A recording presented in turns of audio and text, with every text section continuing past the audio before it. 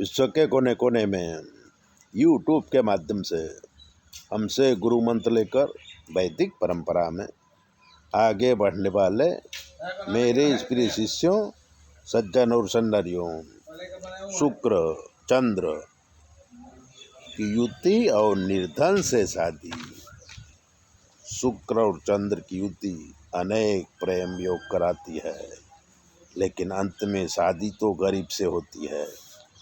जवानी में चंचल विचार और फैशन में रहने को मन करता है। राजस्थान की गायत्री देवी नाम हमने बदल दिया है। गरीब घर में पैदा हुई थी, 5वीं क्लास तक पढ़ी थी, बहुत सुंदर थी।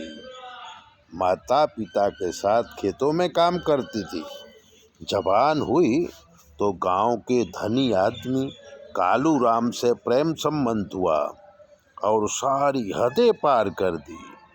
कालू राम दूसरी जाति का था तो शादी नहीं हुई। माँ बाप शादी के लिए लड़का ढूंढ रहे थे।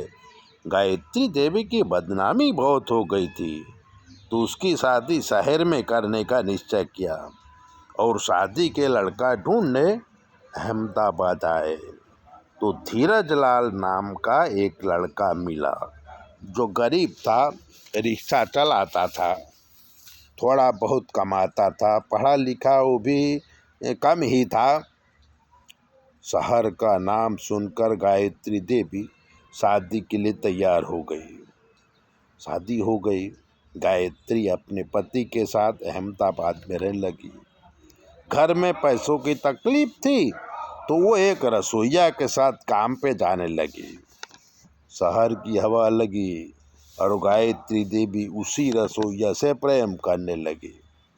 पति को पता चला तो काम में जाना बंद करवा दिया।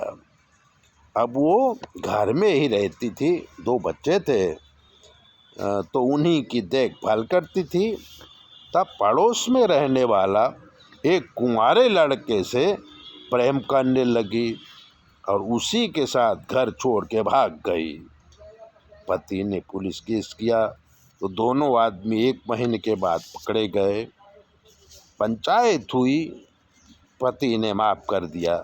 अब गायत्री देवी के साथ अपने पति के साथ रहती है, गरीबी में दिन गुजारती है, बच्चों को ध्यान रखती है। तो कहने का मतलब कि शुक्र और चंद्र अगर चौथे भाव में हैं तो जीवन के बहुत सारे सुख कट जाते हैं और निर्धन से शादी होती है।